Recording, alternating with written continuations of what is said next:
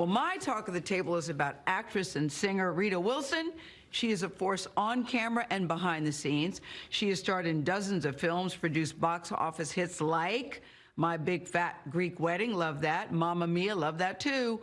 Wilson has also released 4 studio albums, and she's toured the world. She's been busy performing her music on stages from the Sydney Opera House to the Grand Ole Opry. Now she's out with something new. It's a haunting new song. It's called Everybody Cries. It's featured in the new movie, The Outpost, about a battle in Afghanistan. Everybody cries, everybody dies. It's the truth that makes us one. It's the center of our sun as we take the lonely path on the road to the edge of man. Oh boy, Rita Wilson joins us now. Rita, it's really good to see you. There's a line in the song that goes, and you co-wrote the song. So good to see you, Gail. Who will be the last? Nice to see you. Who will be the last to remain when there's only God? When there's only God and pain. That's the line that got to me. I think the song is haunting, and it's based on the movie The Outpost, based on a book by Jake Tapper, which is a true story. So put it in perspective with it for us about why this song works so well with this movie. Well, you know that it's based on a true battle in Afghanistan where 8 servicemen lost their lives. And at the same time, the director of the film, Rob Lurie, lost his son. And I think he was compelled to sort of have this idea that there would be a song in the movie that the soldiers could sing.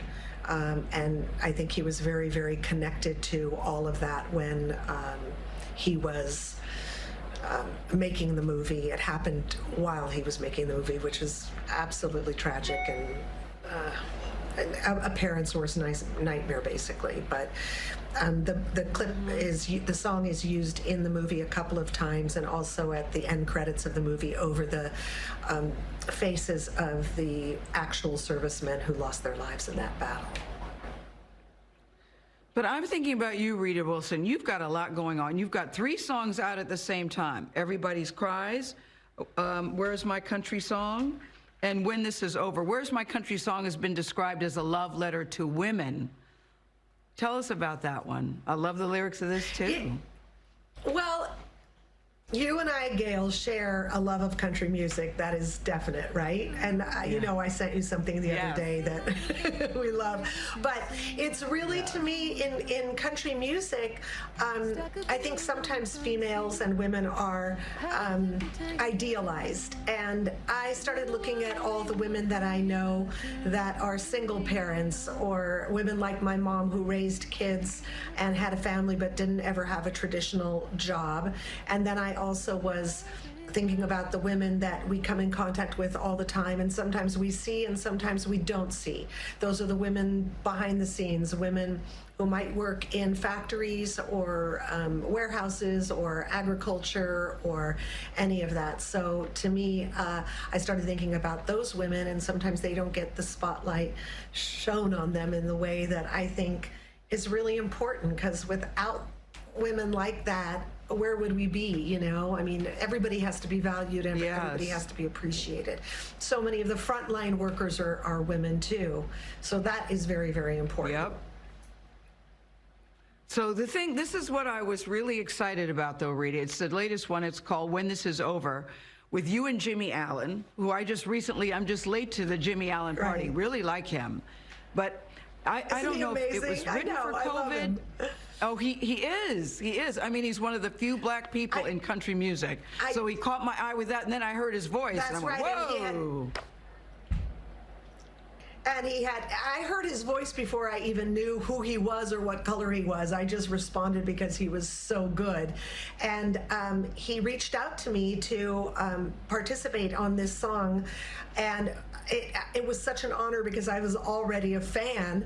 And I believe that the album is number one on country or getting to be number one on country or something, but it's doing really well. And he has a number of Black artists on the album too. Charlie Pride is on there, Darius Rucker, a young artist, Mickey Guyton, female artist that I love, and a young Christian artist we just had her on recently. Torrin Wells.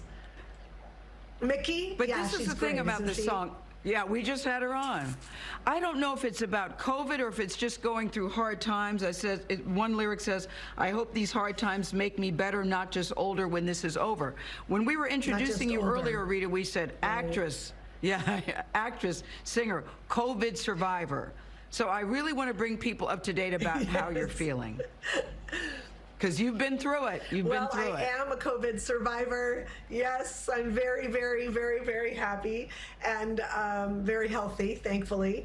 I think that part of the thing that I feel so grateful for is that we still have antibodies. We are part of a study at UCLA, so we are giving our blood and they're testing it.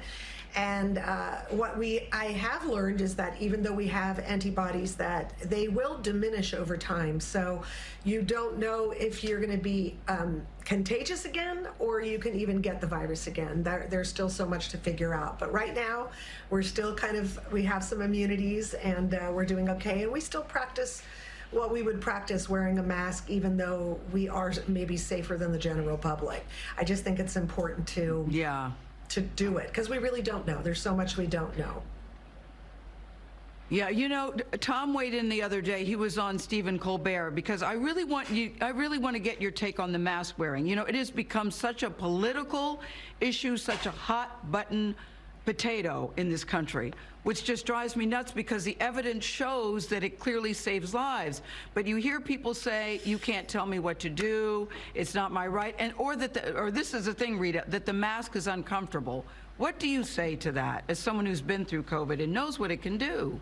Well, I would say that I don't understand why something that's so easy to do has become an issue or something that people are coming up against. To me, it's sort of like brushing your teeth twice a day is good for your health, and we do that.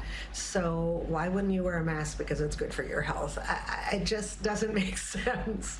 But yeah, you know what I don't know. Yeah, Rita, I mean, until you know someone gets sick, and what? You know, the mask is uncomfortable, but you know what else is uncomfortable? Dying. So let me ask you this. There's a Beatles song that says, will you still need me? Will you still feed me when I'm 64? Tom Hanks the other day did a video about I'm 64. Will you still need him? Will you still feed him now that he's 64? Well, I think he's 64 and 10 days old or something like that. I don't know what the date is today, but I still, so far, when I looked at my watch this morning, I still loved him and needed him, and I will feed him, because soon it's breakfast time and I gotta eat something. All right. Tell him we said, hey, congratulations, Rita. Congratulations. Thank you. Thank you. Thank you. Thanks to everyone for listening to the music, too. I really appreciate it.